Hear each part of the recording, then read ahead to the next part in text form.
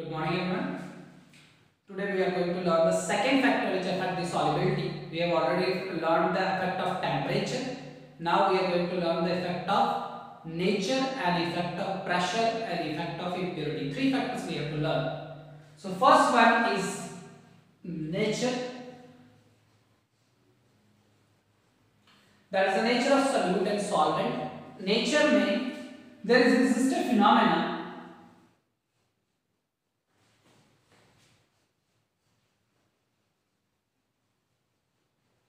in nature, that is like dissolve, like शरारती को शरारती बच्चा पसंद आता है, शरीफ वाले के साथ बैठता है, गुंडा टाइप के साथ बैठता है. सिमिलरली सॉल्यूट और सॉल्वेंट भी आपस में तभी मिक्स होते हैं जब उनका नेचर सेम हो. दैट मीन्स अगर एक सॉल्यूट पोलर है तो वो पोलर सॉल्वेंट में डिसॉल्व होगा. दैट मीन्स यानी कि पार्शियल नेगेटिव पॉजिटिव चार्ज होगा. और अगर एक हमारे पास नॉन पोलर है तो वो नॉन पोलर में डिसॉल्व होगा. NaCl आपको पता है Na पॉजिटिव Cl नेगेटिव, तो जब पोलर है तो ये पानी में सॉल्युबल होता है, वाटर में सॉल्युबल है. बेंजीन नॉन पोलर में ये सॉल्युबल नहीं. सोडियम क्लोराइड वाटर में सॉल्युबल है, बेंजीन में सॉल्युबल नहीं है.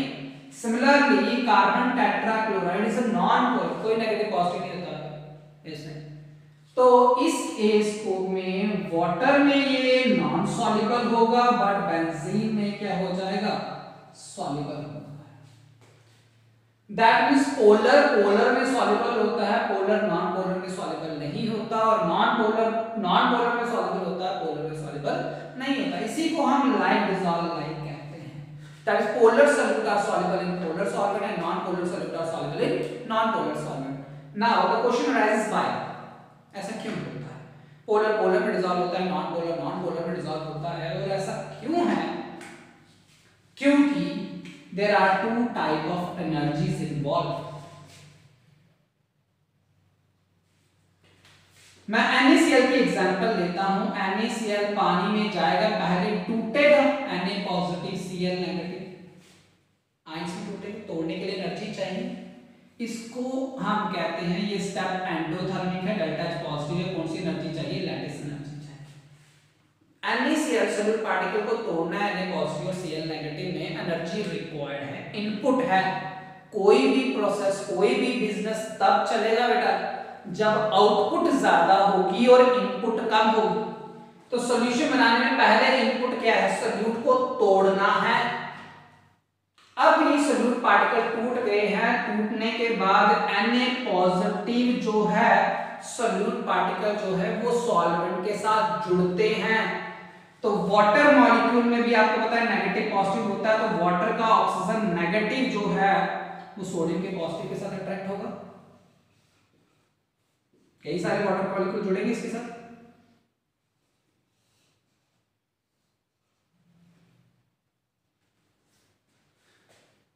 तो सेकंड, पहले से हम डिसोशिएट करते हैं, एनर्जी रिक्वायर्ड है. सेकंड स्टेप में सॉल्यूट पार्टिकल सॉल्वेंट के साथ जुड़ता है. इस प्रोसेस को सॉल्वेशन कहते हैं.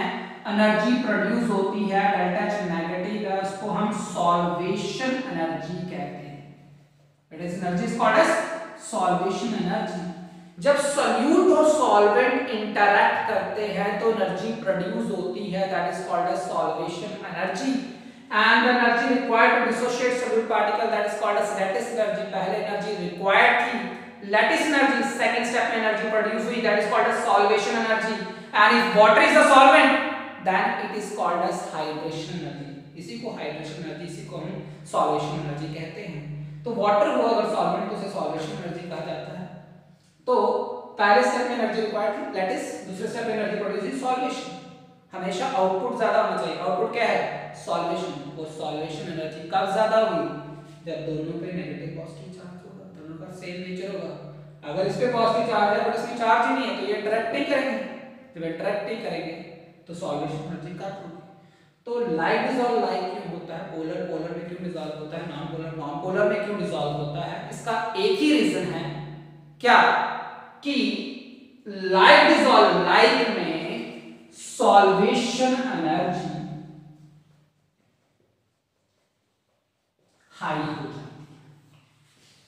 Because if the solute and solvent have similar nature, they would have high solvation energy. तो first that is nature, like dissolve like, polar polar में dissolve होगा, non polar non polar में, क्योंकि जब उनका नेचर सेम होगा तो solvation energy ज्यादा हो जाएगी, किससे? लैटिस एनर्जी से। एक्सक्यूज मी।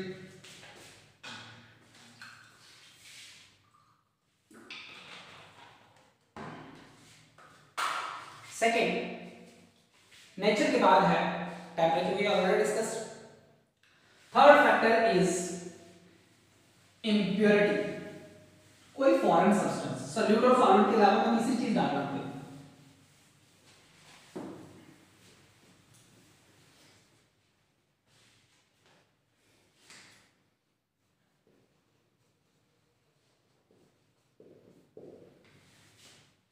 इम्प्योरिटी दो टाइप की हो सकती है, एक कॉमन आयन, एक complexing reagent.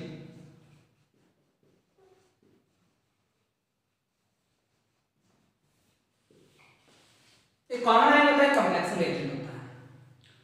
Common ion for example मैंने एसिटिक एसिड लिया, पानी में डिसॉल्व किया, ये डिसोशिएट करता है CH3CO नेगेटिव और H पॉजिटिव में। इसमें मैं थोड़ा सा सोडियम एसिटेट डाल देता हूं, ये बन जाएगा CH3CO negative plus Na positive, ये आयन कॉमन हो गया। एसिटिक एसिड को मैंने पानी में डिसॉल्व किया था, उसका सॉल्यूशन बनाना था, बट उसमें थोड़ा सा सोडियम एसिटेट डाला, जिसमें एसिटेट आयन कॉमन है, लेवल पे पड़ा है इक्विलिब्रियम में कॉमन आयन इफेक्ट, ये हमेशा रिएक्शन को बैकवर्ड ले जाता है। डिसोसिएशन नहीं होगी, डिसोसिएशन नहीं होगी बेटा सॉल्वेशन नहीं होगी, सॉल्वेशन नहीं होगी तो डिसोसिएशन प्रोसेस कम हो जाएगी। पढ़ा ना आपने डिसोसिएशन प्रोसेस, तो ये डिसोशिएट करेगा तभी तो पानी के साथ जुड़ेगा। अब ये डिसोशिएट नहीं कर रहा, डिसोशिएट क्यों नहीं कर रहा? क्योंकि कॉमन आयन है, कॉमन आयन इफेक्ट की वजह से रिएक्शन बैकवर्ड जाती है। Common ion decreases the rate of dissociation, that is common ion effect. Addition of solute having common ion decrease the rate of dissociation, dissociation नहीं होगा, dissolve नहीं होगा। तो कॉमन आयन वाला अगर इम्प्योरिटी ऐड कर रहे हो तो ये degree of dissociation alpha, if you remember degree of dissociation को अल्फा को डिक्रीज करता है, अल्फा डिक्रीज होगा तो सॉल्युबिलिटी भी डिक्रीज कर जाएगी। तो कॉमन आयन इफेक्ट से सॉल्यूट की डिसोसिएशन डिक्रीज हो जाती है, सॉल्यूट की डिसोसिएशन डिक्रीज हो जाएगी तो सॉल्युबिलिटी डिक्रीज कर जाएगी। सेकंड कॉम्प्लेक्स रिएजेंट, इसमें बड़ा कॉमन एग्जांपल आता है, I2 में आप Ki डालो तो सॉल्वेंट, I2 नॉन पोलर है, पानी में डिसॉल्व नहीं होगा, बट इसमें आप पोटेशियम आयोडाइड डालो तो addition of Ki to I2 increases its solubility. अब सॉल्युबिलिटी I2 की Ki ऐड करने से इंक्रीज क्यों हुई? क्योंकि ये बना देता है Ki2 प्लस I नेगेटिव, जिसको आप Ki3 भी कहते हो, इट्स अ कॉम्प्लेक्स। अब I2 पे पॉजिटिव नेगेटिव आ गया, पोलर हो गया, ये डिसॉल्व हो जाएगा पानी में। तो क्योंकि Ki ने I2 के साथ एक कॉम्प्लेक्स बनाया है, तब उसकी सॉल्युबिलिटी क्या करती है? इंक्रीज करती है। तो कोई कॉम्प्लेक्स बनाएगा, उसके नॉन पोलर से पोलर में कन्वर्ट करेगा तो सॉल्युबिलिटी इंक्रीज करेगी, बट अगर कोई कॉमन आयन वाला है तो सॉल्युबिलिटी क्या कर जाएगी? डिक्रीज। तो इम्प्योरिटी से सॉल्युबिलिटी इंक्रीज भी कर सकती है, डिक्रीज भी। आपको देखना कॉमन आयन इफेक्ट लग रहा है या उसे कॉम्प्लेक्स बना रहा है। कॉम्प्लेक्स का भी बड़ी कॉमन एग्जांपल है, एक K2HbI4 है और एक ये है। पहले यही पूछता आता है Ki I2 पे डालोगे तो सॉल्युबिलिटी को क्या होगा? कॉमन आयन में कोई भी दो सॉल्ट ले सकते हैं, ठीक है। देन इम्प्योरिटी के बाद है pressure. Pressure have negligible effect over the solubility of solid in liquid। Pressure का इफेक्ट सॉल्युबिलिटी पे नहीं होता, बहुत कम होता है। क्यों?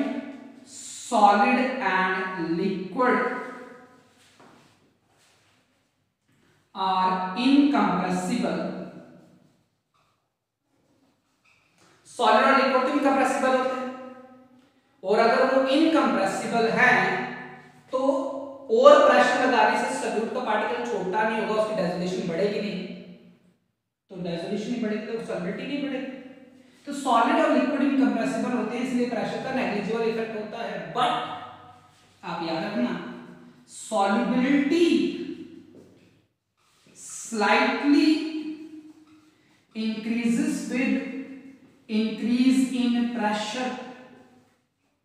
सॉल्युबिलिटी स्लाइटली इंक्रीज करती है इंक्रीज इन प्रेशर के साथ, और ये slight increase in solubility with increasing pressure क्यों आता है? क्योंकि सिर्फ डेसोल्यूशन प्रोसेस नहीं है सॉल्यूशन बनाने में, इसीलिए मैंने पहले बेटा आपको सॉल्यूशन बनने की दोनों प्रोसेस बताई थी लास्ट लेक्चर में, डेसोल्यूशन एंड प्रेसिपिटेशन। इसमें डेसोल्यूशन भी होता है, प्रेसिपिटेशन भी होता है, इक्विलिब्रियम होता है। तो प्रेशर डेसोल्यूशन को तो नहीं बढ़ाता, बट प्रेशर की वजह से, प्रेशर इंक्रीज होने से प्रेसिपिटेशन का रेट डिक्रीज हो जाता है। तो है तो इक्विलिब्रियम, डेसोल्यूशन और प्रेसिपिटेशन का इक्विलिब्रियम है सॉल्यूशन में। अगर इसका रेट कम हो जाएगा, रिएक्शन फॉरवर्ड जाएगा, दैट इज डेसोल्यूशन बढ़ गया, एक ही बात है। तो slight increase in solubility solid में भी क्यों हो जाती है? सॉलिड के केस में वो डेसोल्यूशन को तो इंक्रीज नहीं करता, बट वो प्रेसिपिटेशन को डिक्रीज कर देता है, जिसकी वजह से सॉल्युबिलिटी इंक्रीज करती है। तो we have four factor, first is temperature, second is nature, third is impurity, fourth is pressure. Temperature exothermic होगा लो टेम्परेचर, एंडोथर्मिक होगा high temperature, more solubility. Exception देखी NaOH की, Na जब भी एक्सेप्शन आए एक्सोथर्मिक होते हुए भी टेम्परेचर बढ़ाने से सॉल्युबिलिटी बढ़े, वो तभी होगा जब एंट्रोपी डोमिनेट कर जाएगी थर्मी को। सेकेंड थिंग हमारे पास nature, light is all light, क्योंकि सेम नेचर होगा तभी सॉल्वेशन एनर्जी ज्यादा हो सकेगी लैटिस एनर्जी से। थर्ड हमारे पास था दैट इज इम्प्योरिटी। इम्प्योरिटी दो टाइप की होगी, कॉमन आयन भी हो सकता है, कॉम्प्लेक्स भी। कॉमन आयन होगा, डिसोसिएशन को कम करेगा, सॉल्युबिलिटी कम हो जाएगी। कॉम्प्लेक्स फॉर्म एजेंट होगा, वो कॉम्प्लेक्स बनाएगा, कॉम्प्लेक्स बनाने की वजह से नॉन पोलर को पोलर में कन्वर्ट कर रहा है, सॉल्युबिलिटी क्या हो जाती है? इंक्रीज। देन प्रेशर, प्रेशर का मोस्टली लिखा होता है in most of NCERT, that is NCERT में भी लिखा हुआ है, मोस्ट ऑफ बुक्स में ये आपको कॉमन बुक्स में यही लिखे हुए दिखेगा कि प्रेशर बढ़ाने से सॉल्युबिलिटी को कोई इफेक्ट नहीं होता, क्योंकि प्रेशर का इफेक्ट सॉलिड पे नहीं होता। सॉलिड इज नॉट कंप्रेसिबल या incompressible, but slight increase in pressure solubility होता है विद इंक्रीज इन प्रेशर। वो किसकी वजह से हुआ? क्योंकि प्रेसिपिटेशन का रेट क्या करता है? डिक्रीज। तो these are the four factor which affect the solubility of solid in liquid. Now in the next lecture we will study the solubility of gas in liquid. There we have different numericals also. Here just remember one graph also for the solubility. Graph पे question आ जाते हैं आपको।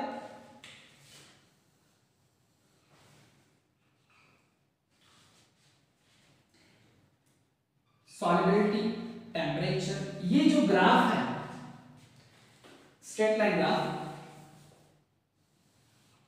ये graph represent करता है saturated solution को। तो अगर टेम्परेचर से इस पॉइंट से नीचे कोई पॉइंट है, ए पॉइंट है, ए पॉइंट रिप्रेजेंट करेगा दैट इज अनसैचुरेटेड सॉल्यूशन। जो ग्राफ वाली लाइन पे पॉइंट होंगे वो रिप्रेजेंट करेंगे सैचुरेटेड सॉल्यूशन, और ग्राफ से ऊपर कोई पॉइंट होगा वो रिप्रेजेंट करेगा सुपर सैचुरेटेड सॉल्यूशन। ग्राफ से नीचे अनसैचुरेटेड, ग्राफ वाली लाइन पे सैचुरेटेड, ग्राफ से ऊपर क्या होगा? Super saturated solution. मान लो आपको दिया है कि किसी टेम्परेचर 40 डिग्री सेल्सियस पे एक उसमें सॉल्यूट प्रेजेंट है 80 ग्राम, एक पॉइंट है 80 ग्राम सॉल्यूट प्रेजेंट है 40 डिग्री सेल्सियस पे। आपको पूछा how much more solute needs to be dissolved to form a saturated कितना और सॉल्यूट डिसॉल्व करेंगे ताकि सैचुरेटेड सॉल्यूशन बन जाए। जस्ट क्या करना है, ग्राफ को एक्स्ट्रा प्लॉट करना है। 40 डिग्री सेल्सियस पे 80 है, ये 40 डिग्री सेल्सियस पे इस लाइन को, ग्राफ वाली लाइन को कहां जॉइन करना है, यहां। और ग्राफ वाली लाइन क्या होती है, सैचुरेटेड। इसके मुताबिक यहां प्लॉट करो। लेट इट बी, यहां क्या है 100 ग्राम है, तो 40 पे 100 ग्राम डिसॉल्व हो सकता था सैचुरेटेड बनाने के लिए। डिसॉल्व कितना है 80, तो कितना डिफरेंस हो गया 20, दैट इज 20 ग्राम और डिसॉल्व करेंगे। तो इस तरीके से कोई भी क्वेश्चन आ सकता है। तो इस ग्राफ को याद रखना, ग्राफ से नीचे अनसैचुरेटेड, ग्राफ वाली लाइन पे पॉइंट होगा सैचुरेटेड, ग्राफ से ऊपर होगा तो that is super saturated. Super saturated से सैचुरेटेड बनाने के लिए आ सकता है और अनसैचुरेटेड से सैचुरेटेड बनाने के लिए आ सकता है। तो these are the different question which you can get from the solubility of solid in liquid. Thank you.